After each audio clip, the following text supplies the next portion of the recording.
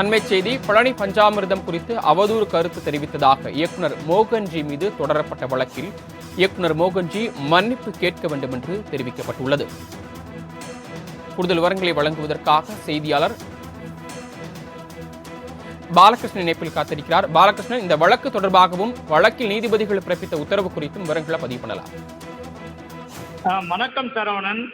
பழனி பஞ்சாமிர்தம் குறித்து திரைப்பட இயக்குனர் மோகன்ஜி மீது பதியப்பட்ட வழக்கில் நிபந்தனைகளுடன் கூடிய முன்ஜாமீன் வழங்கி உயர்நீதிமன்ற மதுரை கிளை உத்தரவு பிறப்பித்துள்ளது.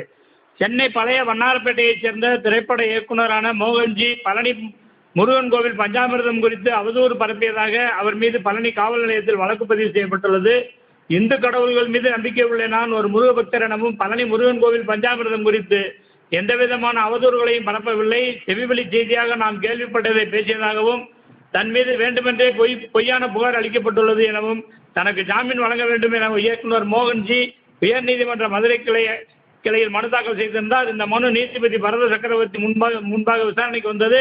அப்போது அரசு தரப்பில் ஆஜராகி வாதிட்ட அரசு கூடுதல் தலைமை வழக்கறிஞர் வீரா கதிரவன் மனுதாரர் பிரபல தமிழ் திரைப்பட இயக்குநராக உள்ளதாகவும் சமூகத்தில் பிளவு ஏற்படுத்த வேண்டுமென்றே பழனி பஞ்சாமிர்தத்தில் கருத்தடை மாத்திரை கலக்கப்படுவதாக பொய்யான குற்றச்சாட்டை உண்மைத்தன்மை உறுதி செய்யாமல் சமூக வலைதளம் மூலமாக கருத்து தெரிவித்துள்ளார்.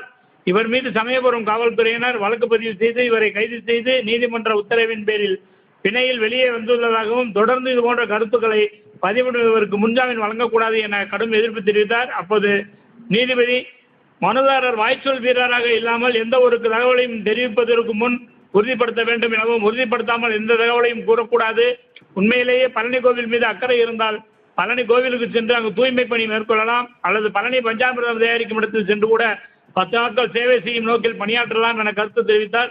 மேலும் மனுதாரர் பழனி பஞ்சாமிர்தம் குறித்து தெரிவித்து சம்பந்தப்பட்ட கருத்துக்கு சமூக வலைதளத்தில் மன்னிப்பு கேட்க வேண்டும்.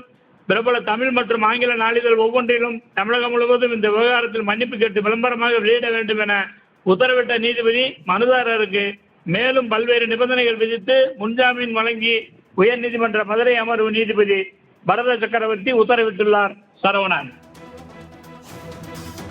பழனி பஞ்சாமிர்தம் குறித்து அவதூறு கருத்து பதிவிட்டதாக இயக்குனர் மோகன்ஜி மீது தொடரப்பட்ட வழக்கில் அவருக்கு முன்ஜாமீன் வழங்கி மதுரை உயர்நீதிமன்ற கிளை உத்தரவு பிறப்பித்திருக்கிறது. கூடுதல் விவரங்களை வழங்கியமைக்கு நன்றி பாலகிருஷ்ணன்.